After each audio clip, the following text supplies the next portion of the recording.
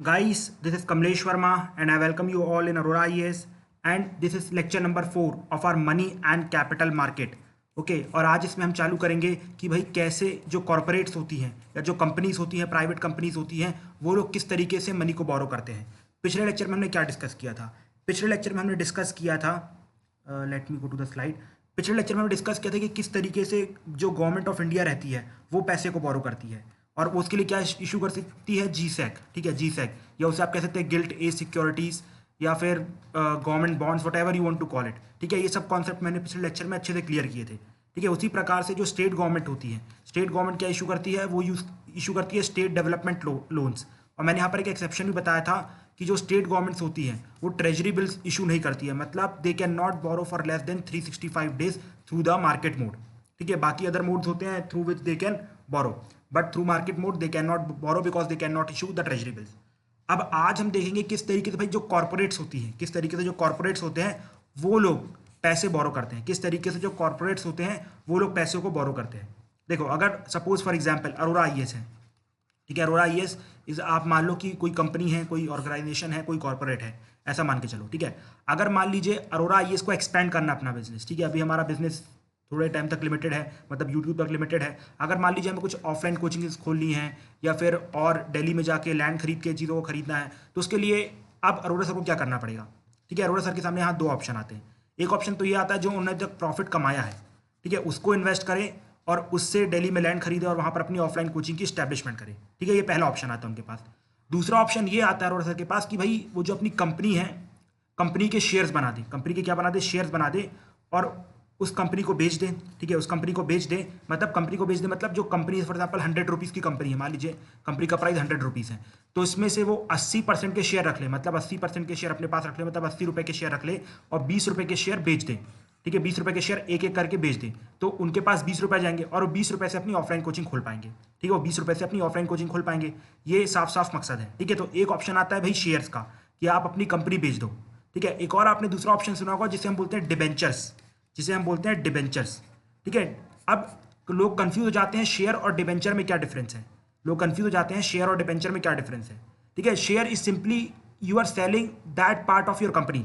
अगर आपने अपनी कंपनी के 20 शेयर निकाले हैं और अगर आपकी कंपनी का प्राइस 100 रुपये है, तो आप अपने 20 रुपये की कंपनी आपने बेच दी है और जिन लोगों ने उस 20 शेयर को खरीदा है वो आपकी कंपनी के उतने मुकाबले ओनर बन गए। जैसे फॉर एग्जांपल 20 शेयर खरीदे, बेचे गए और आप लोग में से एक एक करके 1 रुपये के शेयर खरीद लिए, तो आप सभी लोग 1 रुपये के मालिक हो गए अरोरा आईएएस के। अब जो भी प्रॉफिट्स आएगा अरोरा आईएएस का, वो उस रेशो में आपको डिवाइड किया जाएगा। फॉर एग्जाम्पल मान लीजिए 500 रुपये का प्रॉफिट आया, तो अब इसमें से 80% का जो पैसा है वो अरोरा सर की जेब में जाएगा और जो बचा हुआ 20% है वो आप लोग में इक्वली डिस्ट्रीब्यूट होगा। तो आई थिंक ये आपको क्लियर हो गया है, बहुत ही आसान बात है, ये तो मैं एलॉबरेट नहीं करूंगा। ठीक है, अब दूसरा मोड ये रहता है कि भाई मुझे अपनी कंपनी भी नहीं बेचनी है और मुझे अपना प्रॉफिट भी नहीं लगाना। मैंने पहले बताया था अरोरा आईएएस के पास पहला ऑप्शन ये है कि अपने प्रॉफिट से पैसे लगाएं, लेकिन बात ये है कि हमने इतना प्रॉफिट जनरेट नहीं किया है कि जिससे हम दिल्ली में कोचिंग खोल सके, तो ultimately we are not going for this option. ठीक है, इस पर दूसरा ऑप्शन मैंने शेयर का बताया, ये भी किया जा सकता है भैया आप अपनी कंपनी के शेयर बेच दे, लेकिन प्रॉब्लम यह है कि उतना परसेंट आपके पास से आपकी कंपनी का चला जाता है। ठीक है, उतना परसेंट आपकी कंपनी के पास आपका चला जाता है, मतलब आप फुल ओनर नहीं रहते हो। अब आपको लोगों की बात भी सुननी पड़ेगी बिकॉज वो भी अल्टीमेट ओनर हो गए हैं आपकी कंपनी के, मतलब कुछ हद तक ओनर हो गए। अब लेकिन अरोरा सर ये भी नहीं चाहते, उन्होंने बोला कि नहीं भैया I want to be complete owner because मैं अपने हिसाब से कंपनी को आगे ले जाना चाहता हूँ। अब यहाँ पर तीसरा ऑप्शन आता है, तीसरा ऑप्शन आता है डिबेंचर का। ठीक है, आपने सुना होगा डिबेंचर के बारे में। Debenture is simply issuing the bonds. ठीक है, जिस तरीके से गवर्नमेंट यहाँ पर बॉन्ड इशू कर रही थी, ठीक है, गवर्नमेंट यहाँ पर बॉन्ड इशू कर रही थी, उसी प्रकार से यहाँ पर ये लोग कह सकते हैं लोन अग्रीमेंट है। ठीक है, लोन अग्रीमेंट है, मतलब कि फॉर एग्जांपल यहाँ पर अरोरा सर को कितने पैसे चाहिए थे, 20 रुपये, तो मैं यहाँ पर 20 रुपये का एक लोन अग्रीमेंट बना के दूंगा और उसमें साफ साफ तरीके से ले दूंगा भाई मैं 20 रुपये आपसे ले रहा हूँ, 5 साल के बाद आपको ये 6% इंटरेस्ट रेट लगा के वापस कर दूंगा, सिंपल था। ठीक है, अभी जो डिबेंचर, इसमें हाँ याद है ना, कंपनी का शेयर नहीं बेचा है, कंपनी का यहाँ पर शेयर नहीं बेचा गया है, आपको अल्टीमेटली सिर्फ क्या प्रोवाइड किया गया है, एक डॉक्यूमेंट प्रोवाइड किया गया और आप अरोरा आईएएस को 20 रुपये देंगे और वो आपको 5 साल बाद 6% के साथ वापस कर देगा। इसको कहा जाता है डिबेंचर। ठीक है, अब यहाँ डिबेंचर भी 2 टाइप के होते हैं। डिबेंचर जो होते हैं 2 टाइप के होता है। पहला टाइप आता है सिक्योर्ड डिबेंचर, मतलब अब सिंपल सी बात है भाई, आप अपनी कंपनी के शेयर तो दे नहीं रहे हो, तो हम आपके ऊपर क्यों भरोसा करें। गवर्नमेंट के ऊपर हम इसलिए भरोसा कर रहे थे बिकॉज वो गवर्नमेंट है, तो गवर्नमेंट कैन नॉट डिफॉल्ट। ठीक है, ये सबको भरोसा रहता है, लेकिन आप कंपनी हो, अगर मान ले साहब ऐसा डिबेंचर इशू करते तो आप खरीदते? सिंपल सी बात है, नहीं खरीदते, बिकॉज उन पर हमें भरोसा नहीं है। तो आप पीछे को सिक्योरिटी रखो। ठीक है, पीछे आपको सिक्योरिटी रखो। जैसे मान लीजिए फॉर एग्जांपल आपने गोल्ड रख दिया, आपने अपनी कंपनी के कुछ शेयर रख दिए, या तो नहीं ये शेयर अलग है, ठीक है, या फिर आपने अपनी कंपनी का 20% रख दिया, मतलब कुछ भी आप पीछे, जैसे फॉर एग्जांपल हम जब बैंक से लोन लेते हैं तो अपनी कुछ चीज़ें यू कैन से कि सिक्योर रखते हैं, उसी प्रकार से यहाँ पर आपको चीज़ें सिक्योर रखनी है। क्या रखनी है आपको? चीज़ें सिक्योर रखनी है, ठीक है। तो ये जो डिबेंचर होगा जिसमें आप पीछे कुछ बैकहैंड में रख रहे हैं प्रूव करने के लिए, भाई अगर पैसे डूब गए तो आप टेंशन मत लो, मैं आपको ये चीज़ें बेच के आपके पैसे रिटर्न कर दूंगा, तो इसको कहा जाता है सिक्योर डिबेंचर। इसको क्या कहा जाता है? Secure debenture. लेकिन अगर मान लो टाटा साहब को इशू करना हो, लेकिन टाटा साहब की credibility just like government of India की, भाई टाटा साहब डिफॉल्ट नहीं करेंगे, जिस प्रकार से गवर्नमेंट ऑफ इंडिया डिफॉल्ट नहीं कर सकती उसी प्रकार से टाटा साहब भी डिफॉल्ट नहीं करेंगे, ठीक है, ये फिक्स है, ठीक है, ये फिक्स है। तो टाटा साहब क्यों ऐसे पीछे बैकहैंड में चीज़ें रखें, ठीक है, टाटा साहब पीछे बैकहैंड में चीज़ें क्यों रखें? तो अल्टीमेटली टाटा साहब will issue a non secured debenture, मतलब वो पीछे कुछ नहीं रखेंगे और टाटा साहब के ट्रस्ट के ऊपर, टाटा साहब के नाम के ऊपर लोग चीज़ों को खरीद लेंगे, ठीक है, जो बॉन्ड है 20 रुपए का वो खरीद लेंगे, ठीक है, वो बॉन्ड है जो खरीद लेंगे। लेकिन जिसका ट्रस्ट नहीं है उसको तो भाई क्या इशू करना पड़ेगा? उसको सिक्योर डिबेंचर इशू करना पड़ेगा, मतलब पीछे बैकहैंड में कुछ रखना पड़ेगा, ठीक है, उनको पीछे बैकहैंड में कुछ रखना पड़ेगा। समझ में आ गया ये कि डिबेंचर दो टाइप के होते हैं, एक होता है सिक्योर डिबेंचर और दूसरा होता है नॉन सिक्योर्ड डिबेंचर। ओके, अब ये जो नॉन सिक्योर्ड डिबेंचर होते हैं ये 3 टाइप के होते हैं, ठीक है, नॉन सिक्योर्ड डिबेंचर 3 टाइप के होते हैं, ठीक है। एक आता है नॉन कन्वर्टेबल, ठीक है, नॉन कन्वर्टेबल, दूसरा आता है कन्वर्टेबल और तीसरा आता है सेमी कन्वर्टेबल, ठीक है। कौन कौन से? Non convertible, semi convertible and convertible, ठीक है, non convertible, convertible and semi convertible. अब बताओ कि नॉन कन्वर्टेबल डिबेंचर क्या होता है। देखो, नॉन कन्वर्टेबल डिबेंचर वो होता है जैसे फॉर एग्जांपल यहाँ पर 20 रुपये अरोड़ा आईएएस ने आपने मांगे थे, ठीक है, अरोड़ा आईएएस ने आपसे मांगे थे, आपने 20 रुपये दिया, 5 साल बाद उन्होंने आपसे वो डॉक्यूमेंट ले लिया और आपको 20 रुपये में कुछ मान लो 2-3 रुपये का इंटरेस्ट रेट लगा के 6% के हिसाब से 23 रुपये वापस कर दिए। तो ये है नॉन कन्वर्टेबल डिबेंचर, मतलब यहाँ पर डिबेंचर को कन्वर्ट नहीं किया गया। वहीं दूसरा केस आप देखो, वहीं दूसरा केस देखो कि अब मान लो कि ये जो 20 रुपये यहाँ अरोड़ा सर ने लिए, ठीक है, अरोड़ा सर ने लिए, उन्होंने सोचा था कि प्रॉफिट होगा, अब मान लो थोड़े से लॉसेस हो गए, तो अब यहाँ पर ये क्या कर सकते हैं, अरोड़ा सर बोलेंगे कि देखो यार प्रॉफिट तो हुआ नहीं जितना मुझे एक्सपेक्टेड था, 23 रुपये तो बन नहीं रहे, तो मैं क्या करता हूँ, मैं आपको डिबेंचर की जगह 23 रुपये के अपनी कंपनी के शेयर दे देता हूँ, 23 रुपये के अपनी कंपनी के शेयर दे देता हूँ। तो आपने देखा यहाँ पर जो आपका डिबेंचर था वो क्या हो गया, वो कन्वर्ट हो गया, इसलिए इसको कहा जाता है कन्वर्टेबल डिबेंचर, इसको क्या जाता है कन्वर्टेबल डिबेंचर। और वहीं तीसरा टाइप आता है हमारे सामने सेमी कन्वर्टेबल डिबेंचर, ठीक है, तीसरा आता है हमारे सामने क्या, सेमी कन्वर्टेबल डिबेंचर। अभी सेमी कन्वर्टेबल डिबेंचर क्या होता है? सेमी कन्वर्टेबल डिबेंचर मतलब ये कि भाई मान लो अरोड़ा सर को थोड़ा सा प्रॉफिट हुआ, ठीक है, थोड़ा सा प्रॉफिट हुआ और थोड़ा सा लॉस हुआ, तो उसके हिसाब से वो आपको आपका कुछ पैसा मान लो 15 रुपये का शेयर दे देंगे और बाकी मान लो 7-8 रुपये कि आपको डिबेंचर में जो पैसे लिए थे वो वापस कर देंगे, तो उसके कहते हैं सेमी कन्वर्टेबल डिबेंचर, इसको कहते हैं सेमी कन्वर्टेबल डिबेंचर। अब एक बार फिर से रिवाइज करने वाले हैं, ठीक है, so let us revise again. तो सबसे पहले मैंने क्या बताया, अगर किसी कंपनी को पैसे इशू करने हैं, ठीक है, अब we will take the example of Arora IAS, ठीक है, अरोड़ा आईएएस, अब उसी के हिसाब से हम सब चीज़ें समझेंगे, ठीक है, अरोड़ा आईएएस है, अब अरोड़ा सर को दिल्ली में कोचिंग बनानी है, तो उनके सामने 3 ऑप्शन निकल के आते हैं। अभी तक उन्होंने जो प्रॉफिट यूज़ किया है, ठीक है, उसका यूज़ कर दें और उससे कोचिंग खोल लें, लेकिन ये थोड़ा अच्छा ऑप्शन नहीं होगा, इसलिए इसको कैंसिल करते हैं। दूसरा ऑप्शन है वो अपनी कंपनी के शेयर यूज़ कर दें, मतलब शेयर इशू कर दें, मतलब ये क्या करेंगे, अपनी कंपनी के शेयर बना देंगे और 80 रुपये के शेयर अपने पास रख लेंगे और 20 रुपये के शेयर आप सभी को बेच देंगे और आप लोग उसी के बराबर इस कंपनी में ओनर हो जाओगे, और जब प्रॉफिट होगा तो आपको इक्वली 20 रुपये के हिसाब से प्रॉफिट डिस्ट्रीब्यूट कर दिया जाएगा और 80 रुपये अरोड़ा सर के पास है तो उनको मैक्सिमम प्रॉफिट मिलेगा। लेकिन ये भी अरोड़ा सर नहीं चाहते हैं, क्यों नहीं चाहते हैं? बिकॉज इससे उनकी कंपनी की जो ओनरशिप है वो ट्रांसफर हो जाएगी और जिस तरीके से वो कंपनी चलाना चाहते थे उस तरीके से नहीं चला पाएंगे, तो इसको भी हटा देते हैं। अब तीसरा आता है ऑप्शन डिबेंचर, ठीक है, तीसरा ऑप्शन आता है क्या, डिबेंचर। डिबेंचर में क्या कर सकते हैं, डिबेंचर सिंपली एक लोन इंस्ट्रूमेंट होता है जहां पर लिखा रहता है कि भैया मुझे 20 रुपये चाहिए, 5 साल के लिए लूंगा और 6% के हिसाब से मैं आपको 5 साल बाद पैसे वापस कर दूंगा, ठीक है। लेकिन अब सिंपल सी बात है, अगर अरोड़ा सर की क्रेडिबिलिटी है तो वो सिक्योर्ड, ठीक है, अगर मान लो अरोड़ा सर की क्रेडिबिलिटी नहीं है तो उन्हें सिक्योर्ड डिबेंचर इशू करना पड़ेगा, मतलब डिबेंचर के पीछे बैक हैंड में कुछ रखना पड़ेगा, डिबेंचर के पीछे बैक हैंड में कुछ रखना पड़ेगा, बिकॉज क्रेडिबिलिटी नहीं है। लेकिन अगर उनकी क्रेडिबिलिटी है तो वो क्या करेंगे, वो नॉन सिक्योर्ड डिबेंचर इशू करेंगे। नॉन सिक्योर्ड मतलब भैया मेरी क्रेडिबिलिटी मैं नहीं भागने वाला, आपको सबको भरोसा होना चाहिए, आपको इतने टाइम इतने पैसे वापस मिल जाएंगे, ठीक है। अब इसके बाद जो हमारे नॉन कन्वर्टेबल डिबेंचर होते हैं वो भी 3 टाइप के होते हैं, ठीक है, मतलब जो डिबेंचर होते हैं वो 3 टाइप के होते हैं। सबसे पहला आता है नॉन कन्वर्टेबल, मतलब जिसको 5 साल के बाद जो पैसे लिए थे वो तुरंत वापस कर दो, कुछ शेयर में कन्वर्ट नहीं करेंगे।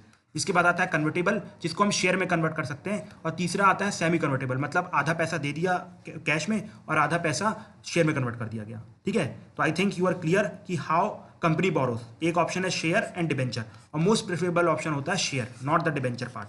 ठीक है, इसलिए डिबेंचर में हमारा लेक्चर में फोकस बिल्कुल भी नहीं रहेगा, पूरा फोकस शेयर्स पे रहेगा। जितना डिबेंचर के बारे में बता दिया उतना समझ लो, उससे ज़्यादा कुछ नहीं आएगा। और we have already discuss that how government borrows, we have also discuss about the SEBI and we had look over the capital market. Okay, कि भैया कैपिटल मार्केट क्या होता है। अब now we are going to come to the stock exchange part. ठीक है, now we are going to come to the part of stock exchange. ठीक है, कि स्टॉक एक्सचेंज क्या होता है। अब ये स्टॉक एक्सचेंज की जरूरत पड़ती क्यों है, सबसे पहले तो आपको ये समझना पड़ेगा। ठीक है, एग्जाम्पल के तौर पे समझिए, अरोड़ा आईएएस ने आपको शेयर्स इशू किए थे। ठीक है, अरोड़ा आईएएस ने आपको शेयर इशू किए थे। अब ये जो आपको शेयर इशू हुए थे वो आपने 1 रुपये में खरीदे थे, मतलब जो 20 शेयर इशू हुए थे आपने एक ही खरीदा था, 1 रुपये का। ठीक है, अब मान लो कि भैया आपने सोचा कि मुझे 6 साल बाद 5 साल बाद प्रॉफिट होगा तो मैं भी खरीद लेता हूँ, लेकिन बीच में मेरे घर में कोई आपदा आ गई। ठीक है, कोई आपदा आ गई। अब उस आपदा के लिए आपको 1 रुपये की ज़रूरत है। ठीक है, तो अब आप क्या कर सकते हो, अब मुझे 6 साल तो वेट करना नहीं है कि 5-6 साल वेट करूंगा फिर मेरा शेयर क्लियर होगा, तब तक तो भैया आपदा वो ट्रेजेडी बन के सब घर में खत्म हो जाएगा, तो ऐसा नहीं कर सकते हैं। तो अगर अब मान लो कि मुझे पैसे चाहिए, ठीक है, मुझे इस चीज़ को कैश इन करवाना है, मुझे इस चीज़ को कैश इन करवाना है, तो मैं क्या कर सकता हूँ, स्टॉक मार्केट जा सकता हूँ। ठीक है, स्टॉक मार्केट या स्टॉक एक्सचेंज पे जा सकता हूँ और वहाँ पर जाके अपने जो शेयर्स हैं, जो अपने शेयर्स हैं उनको वहाँ जाके बेच दूंगा। ठीक है, और कोई भी खरीद लेगा, मतलब ये एक ओपन मार्केट टाइप का है। ठीक है, ये ओपन मार्केट टाइप का एक प्लेटफॉर्म टाइप का है। अब मेरे पास मान लो अरोड़ा इसके शेयर हैं। ठीक है, और उस टाइम पे यहाँ पर कोई बंदा है, मान लीजिए मैं हूँ। ठीक है, मान लीजिए यहाँ पर कमलेश वर्मा है और वो शेयर खरीदना चाहता था लेकिन उस टाइम पे खरीद नहीं पाया, लेकिन वो अब उसके पास पैसे हैं, वो खरीदना चाहता है, उसको उसकी पेमेंट हो गई है। ठीक है, तो अब यहाँ पर ये बंदा क्या कर सकता है, यहाँ पर जो आप थे आपने क्या किया, अरोड़ा इसके शेयर यहाँ पर 1 रुपये में बेच दी, ये आपके ऊपर है। ठीक है, अब आपने यहाँ पर अरोड़ा इसके शेयर कितने, 1 रुपये में बेच दिया। मेरे पास पैसे हैं और मैंने 1 रुपये में खरीद लिया और आपको वो पैसे 1 रुपये मिल गए, तो अल्टीमेटली जो आपको टाइम पे चाहिए था वो आपको पैसे मिल गए। तो आप कह सकते हैं कुछ चेक की तरह है जिसको आप कभी भी कैश इन कर सकते हैं, लेकिन वो डिपेंड करता है उसकी भाई डिमांड है कि नहीं है मार्केट में। ठीक है, अगर कोई खरीदना ही नहीं चाहेगा उस शेयर को तो आप बेचोगे कहाँ से। ठीक है, आप बेचोगे कहाँ से, तो इसे कहते हैं अपन क्या, स्टॉक मार्केट या स्टॉक एक्सचेंज। ठीक है, तो आपको ये भी फैसिलिटी मिलती है शेयर्स में, समझ में आया। तो I think you are clear कि स्टॉक मार्केट क्या होता है। स्टॉक मार्केट सिर्फ और सिर्फ एक मार्केट होता है, एक प्लेस होती है जहां पर आपने अपने खरीदे हुए शेयर बेचने हैं, उसके मुकाबले में आपको पैसे जो हैं वो कैश इन करवा लेने हैं, जो पैसे हैं वो आपको कैश इन करवा लेने हैं। अब इसी के बेसिस में वी विल डिस्कस कि भैया ये जो पूरा मार्केट है वो काम किस तरीके से करता है। ठीक है, किस तरीके से स्टॉक मार्केट काम करता है। देखो, काम कुछ इस तरीके से करता है, अगर अब मान लो, ठीक है, कि मुझे पैसों की ज़रूरत है, अरोड़ा ये इसको पैसों की जरूरत है। ठीक है, मैं अभी तो मैंने आपको वो सब चीज़ें दिखा दी है, मैं आपको प्राइवेट, इसके बाद मैं आपको प्राइमरी मार्केट बताऊंगा, सेकेंडरी मार्केट बताऊंगा, तो वहाँ पर चीज़ें और क्लियर होंगी। ठीक है, वहाँ पर आपको चीज़ें और क्लियर होंगी, बट फिर भी जो हमने मनी मार्केट में पढ़ा था उसी प्रकार से स्टॉक मार्केट भी काम करता है। सिंपल सी बात है, हमारे अरोड़ा सर को यहाँ पर पैसे की ज़रूरत है, वो अपनी कंपनी के शेयर लेके यहाँ स्टॉक मार्केट्स में आएंगे, सट्टा बाज़ार में। किसमें, सट्टा बाज़ार में। अब ये आएंगे कहाँ पर, सट्टा बाज़ार में, और ये सट्टा बाज़ार में आके क्या करेंगे, अपनी कंपनी के शेयर देंगे। यहाँ पर आप हैं, मैं हूँ और 1-2 लोग और हैं, उन्होंने शेयर खरीदा, अरोड़ा सर को पैसे दे दिए और आप लोग अब उतने कंपनी, मतलब उतने पार्ट के शेयर, मतलब शेयर होल्डर बन गए, मतलब उतनी मालिक बन गए। फॉर एग्जांपल मान लीजिए अरोड़ा सर अपनी कंपनी के 50% शेयर बेच रहे हैं और मान लो पूरे के पूरे 50% शेयर मैंने खरीदे, तो मैं अरोड़ा आईएएस का 50% का पार्टनर बन गया। So simple it means. ठीक है, और इसके बाद उनको पैसे मिल जाएंगे, वो अपना बिजनेस एक्सपेंड कर लेंगे और जो भी प्रॉफिट होगा मुझे भी देना चालू कर देंगे। So this is simple market. ठीक है, मैं आपको मनी मार्केट में अच्छे से एक्सप्लेन किया था। So further references you can go to that video also. ठीक है, तो I think I am clear with stock exchange, how market works और debenture, share and debenture, everything I am clear. ठीक है, इस बार की जो लेक्चर सीरीज है, इस बार मैं कुछ ज़्यादा डिटेल में नहीं जा रहा हूँ, बिकॉज लास्ट टाइम मैंने इसके ऊपर अप्रॉक्सीमेटली 10 से 12 लेक्चर लिए थे एंड कुछ खास क्वेश्चन बने नहीं। ठीक है, और यूजुअली क्वेश्चन बनते भी नहीं है, बट फिर भी मैंने थोड़ा, लोग काफ़ी क्यूरियस थे, बोले थे कि सर शेयर मार्केट अच्छे से बनाना, we want to know, we want to invest, तो उसके हिसाब से मैंने चीज़ों को बता दिया था। बट यहाँ पर I will teach from the exam perspective also, इसलिए I am not going to much in detail. Fine, okay, तो चलो ठीक है। अब देखो, अब हम आगे बढ़ते हैं और समझते हैं कि हमारे यहाँ इंडियन कैपिटल मार्केट को कौन कंट्रोल करता है। भाई आरबीआई कंट्रोल करती है। कौन कंट्रोल, सॉरी आरबीआई नहीं, सेबी कंट्रोल करती है, लेकिन कुछ पार्ट रहते हैं, कुछ स्मॉल पार्ट रहते हैं, उसको आरबीआई भी कंट्रोल करता है। तो अगर ऐसी कोई स्टेटमेंट आ जाती है कि capital market is fully controlled by SEBI या capital market is controlled by SEBI only, तो स्टेटमेंट गलत हो जाएगी, क्योंकि थोड़ा पार्ट आरबीआई भी कंट्रोल करता है। इसके बारे में थोड़ा सा हम जानेंगे कि कुछ चीज़ें, मतलब मैक्सिमम नहीं, बस माइन्यूट सी चीज़ें, बट 99% जो पार्ट रहता है वो सेबी के अंदर ही रहता है। ठीक है, सेबी के अंदर ही रहता है। ओके, और मैं आपको ऑलरेडी बता चुका हूँ कि भैया जो इंडस्ट्रीज रहती है वो लोग क्या इशू करते हैं, शेयर इशू करते हैं in the form of securities, और गवर्नमेंट क्या इशू करती है, securities in the form of bonds. तो ये दोनों चीज़ें तो आपको क्लियर हो गई है।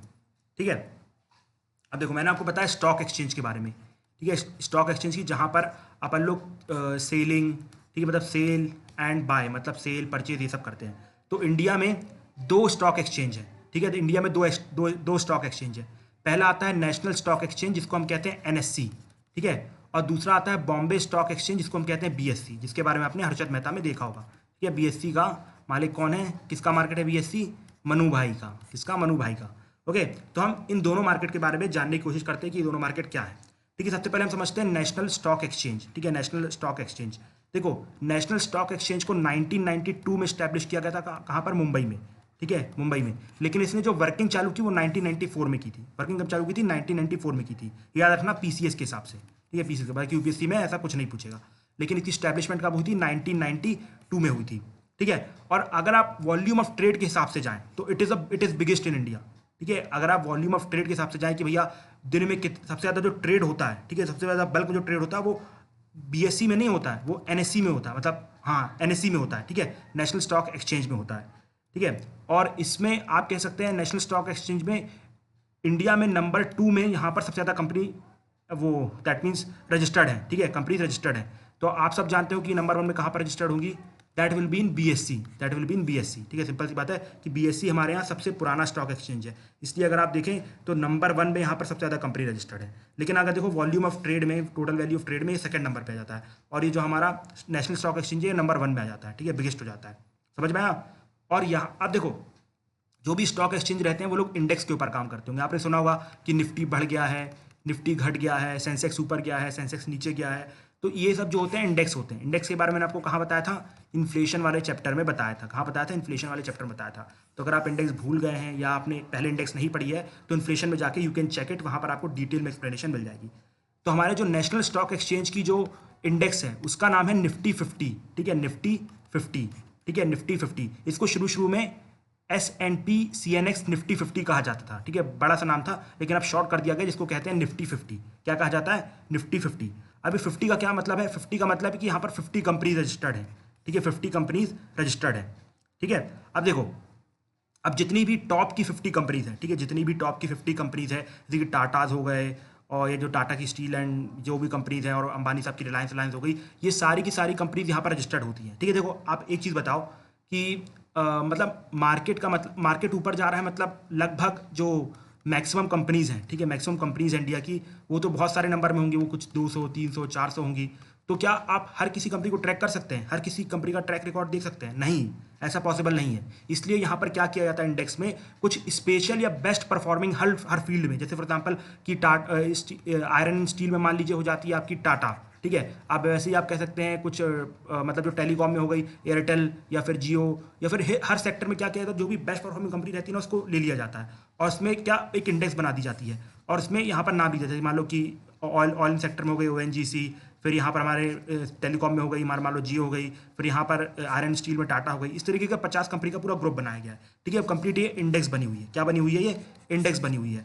अब देखो, अब ऐसा माना जाता है, मतलब अंदर से एज्यूम किया जाता है, अगर ये कंपनीज ऊपर जा रही हैं तो पूरा मार्केट, मतलब इनके सेक्टर में सारी कंपनीज ऊपर जा रही है। फॉर एग्जांपल अगर जियो ऊपर जा रही है तो ऐसा माना जाएगा एयरटेल भी जा रही है, ये भी जा रही है, ये भी जा रही है। ये हमारा अंदर से पहले से मतलब प्रिजम्पटिव अजम्पशन रहता है। ठीक है, तो अगर मान लो ये कंपनीज ऊपर जा रही है तो मतलब मार्केट ऊपर जा रहा है, अगर ये कंपनीज नीचे जा रही है तो पूरा मार्केट नीचे जा रहा है। ठीक है, ऐसा, और 99% केसेस में देखा जाता है कि सही भी होता है। ठीक है, मतलब सिंपल सी बात है यार, इतनी बड़ी इकोनॉमी में कहीं पर भी ऐसा नहीं चलता। यूएस में और यूरोप में हर जगह सेम ट्रेडिशन फॉलो किया जाता है, हर जगह सेम ट्रेडिशन फॉलो किया जाता है। तो इन शॉर्ट हमारा क्या है, नेशनल स्टॉक एक्सचेंज, ये क्या है, ये एक मार्केट है। ठीक है, मार्केट मतलब कि हम यहाँ पर जाके अपने शेयर खरीद और बेच सकते हैं। ठीक है, अब ये मार्केट ऊपर जा रहा है, नीचे जा रहा है, वो किससे पता चलता है, वो वहाँ की इंडेक्स से पता चलता है। और वहाँ की सबसे फेमस इंडेक्स कौन सी है, जिसका नाम है निफ्टी 50। निफ्टी 50 में 50 बेस्ट कंपनीज रजिस्टर्ड है अपने अपने फील्ड की। अब जब वो कंपनी ऊपर जा रही है तो हम मानते हैं कि भैया पूरा मार्केट ऊपर जा रहा है, अगर वो नीचे जा रही है तो हम मानते हैं कि पूरा मार्केट नीचे जा रहा है। ठीक है, I think you are clear with it, समझ में आ गया। ठीक है, अब कैसे इसको प्रेडिक्ट किया जाता है, ये भी एक चीज़ है। देखो, अब जैसे मान लो कि जो निफ्टी 50 होगा, ठीक है, निफ्टी 50 का मान लो कुछ बेस ईयर होगा, वो आप देख लेना, वो सब जरूरी नहीं है, बट फिर भी मैं अपने हिसाब से बता रहा हूँ। मान लो निफ्टी 50 का बेस ईयर है 1980, ठीक है, और उस टाइम पे इसका जो फिक्स कर दिया गया वो इंडेक्स प्राइस वो 100 रुपये, मतलब 100 जो यूनिट है उसको फिक्स कर दिया गया होगा। ठीक है, इसको अपन बेस प्राइस भी बोल सकते हैं और इसको बेस ईयर बोल सकते हैं। ये सब मैंने आपको इन्फ्लेशन में बताया था। ठीक है, अब मान लो हमारे 2020 चल रहा है, अभी जो इसका जो वैल्यू हो गई है 120 हो गई है, ठीक है। तो इसके मुकाबले 20% बढ़ गई है, तो आप कह सकते हैं जो निफ्टी 50 ऊपर गया है मतलब एनएससी ऊपर गया है, ठीक है, एनएससी ऊपर गया है। तो I think you are clear with it, ठीक है। अब उसी प्रकार से अब हम पढ़ेंगे बॉम्बे स्टॉक एक्सचेंज, ठीक है, पढ़ेंगे बॉम्बे स्टॉक एक्सचेंज, बट आज नहीं, आई थिंक बिकॉज टाइम काफ़ी हो गया है। यस, सो कल की वीडियो हम चालू करेंगे Bombay stock exchange. Till that time, thank you and have a nice day friends.